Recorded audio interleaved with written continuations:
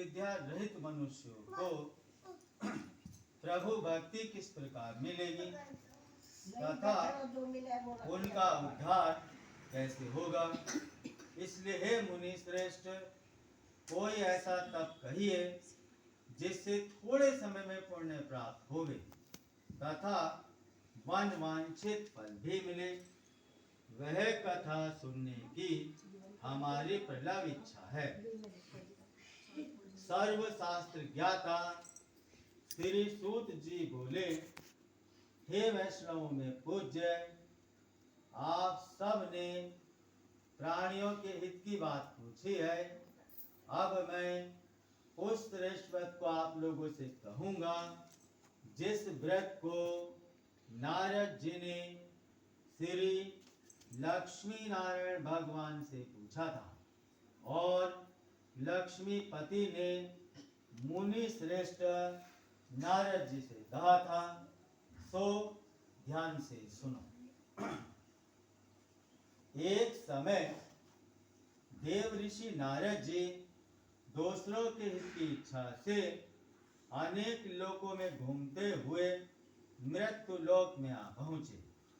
यहाँ अनेक योनियों में जन्मे हुए प्राय सभी मनुष्यों को अपने कर्मों द्वारा अनेकों दुखों से पीड़ित देखकर सोचा कि किस यत्न के करने से निश्चय ही प्राणियों के दुखों का नाश हो सकेगा।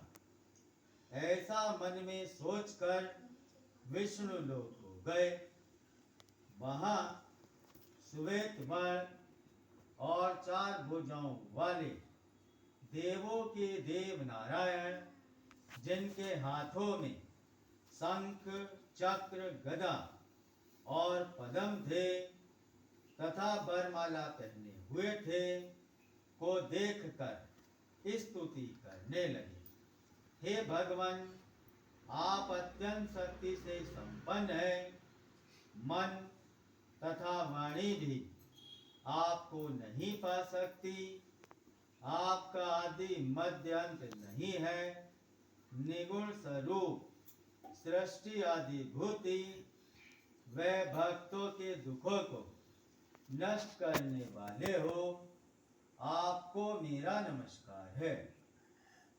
नारद जी से इस प्रकार की स्तुति सुनकर विष्णु भगवान बोले, हे मुनि श्रेष्ठ, आपके मन में क्या है? आपका किस काम के लिए आगमन हुआ है? निसंकोच कहो।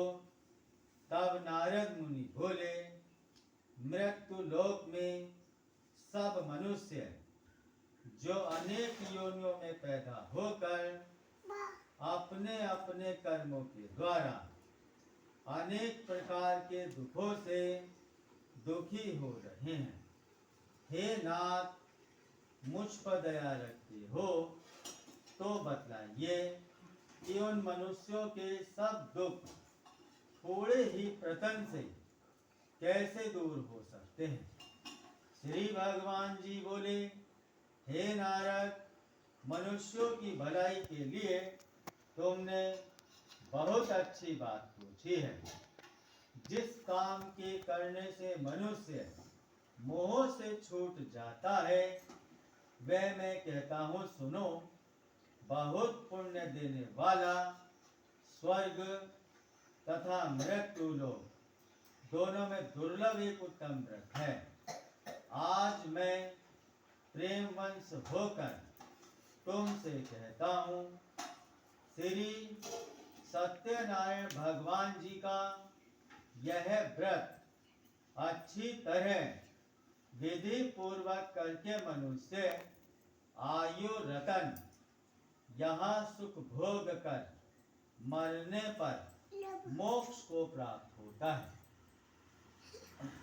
श्री भगवान के वचन सुनकर नारद मुनि बोले कि उस व्रत का क्या फल है, क्या विधान है और किसने यह व्रत किया है और किस दिन यह व्रत करना चाहिए, विस्तार से कहिए।